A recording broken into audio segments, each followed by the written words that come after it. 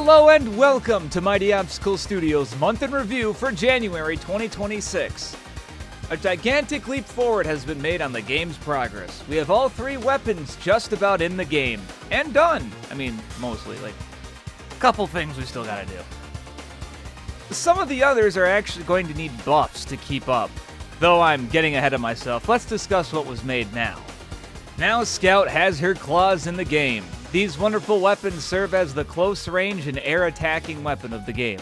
They are fast and have a lot of variety for combos in the air. On the ground, not as much. I'm going to have to change how some weapons work in the future to emphasize their differences better, because right now, the claws are pretty overpowered in comparison. Like, look at some of these combos. I've had to change how the staff and Buster Blade work to make them behave like the claw can to compensate. Back to the drawing board for a few new moves, which is fine. It shows that Scouter has a lot of room to grow into something even better, and I can't wait to exploit that even more. Next on the docket is graphical fidelity upgrades. I made it no secret that I'm a programmer by trade, so a lot of the graphics for this game have a learn-as-you-go vibe to them. With that learn-as-you-go mentality, I've learned how to paint textures atop others to make a nice seamless blend between multiple textures. It looks really good, and I'm glad I figured out how to get it working not just in Blender, but Godot as well. Even though Godot was stupid and imported the texture layout in a mode that disabled the blue color. Easily fixable, but what the hell, you know? Seriously? The only limitation to this method is that I can only get 5 textures. So I'm going to have to get a bit more creative with different materials throughout the stages if I want to implement this on a stage-wide basis. Similarly, game models are going to need a major overhaul. Scout right now and a couple of the enemies I feel like are reasonable enough, but some of the other stuff, oh yeah, they're kind of bland and textureless and featureless, and I could probably use some more props and backgrounds. Yeah, there's gonna be a lot that I'm gonna have to do. Lightning round time! Yeah, a bit earlier this time, but much more meaty too. Well, I added enemy offsets for models and animations. Now there's a randomization effect that will make enemies' attacks either end a bit earlier or later. Same with model placements. They're not all uniformly on one Z coordinate anymore. Fixed a glitch where sometimes Scout moved and attacked, but enemies sure as hell didn't move with her. I also fixed another issue where the slide hitbox wouldn't properly overwrite the last attack. Another fun thing is that you can infinitely hold some attacks now, leading to some very fun attacks like this. Yeah, this is fun. I also made it so you can either hold or tap up to do the staff's up attack, so you can either tap to just launch enemies, or hold it to launch yourself and enemies up. I did that before I added the claw because I had a feeling this was going to be really awesome. So we're coming to an end, and I have a great game recommendation for you.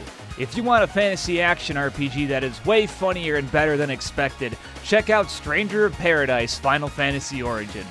You're Jack Garland, and you're on a mission to kill chaos. It's a great hack-and-slash game with some exceptional tech in it. You can switch between 2 different classes with different weapons and abilities, and while it can be tough, it's a really fun time. The graphics are great, the music is mostly good and calm, and the story is both really serious and really funny. Some of the funniest dialogue I've ever seen in a modern game, but at the end of the game, I still cared about myself and my party members. There are 3 things I want to note though. 1, the DLC kinda sucks. 2, the game's tutorials are just message prompts, so you don't really get any actual engagement to learn how the game works. So you can get a lot of stuff that you don't know. And the 3rd thing is that the game's port on PC is kinda crap, so you might need Special K to go with it. Thanks for tuning in to this month in review. Subscribe to our YouTube channel to get more updates on Scouter and other projects. We're also available on Patreon, where you can join as a free member, but paying gets you access to the Discord server and alpha builds of the game. We're also on X, where we post way too much and have lots of posts about Scouter. Hey, did you guys know that the footage for the social media stuff is something I pre-rendered and then I just slap into the video so it's easier to just not have to worry about it. I'm telling you, I got a lot of footage, so I can just yap for a little bit, and there it goes. All right, it's gone. So what can you expect for Scouter in the coming month? The battle plan for the game right now is this. We're approved for Midwest Gaming Classic. Scouter already has 2 stages in it, ready to go. The easiest and possibly best move for us is to just touch up what we already have. We're going to do this by improving the level design, adding many more enemies for variety, improving the graphics immensely for the game, and adding a tutorial level. Not a bunch of boring text to read, now it's going to be a whole level. Yes, I critique Stranger of Paradise for doing the exact same thing, and that is exactly why I am making a tutorial level. But it's also great because Scouter is already supposed to have a tutorial level, so that's going to be another level down for us. I think once all of that is situated and taken care of, the rest of the game will be worked on in the background. There are many, many levels to get done, so there will be lots to see in the coming months. Maybe if I'm both skilled and lucky, there could be a new level for the Midwest Gaming Classic demo. That is not a promise. Please do not hold that against me, please. Anyway, see you all next time, whether that be in a stream or a video. Take care.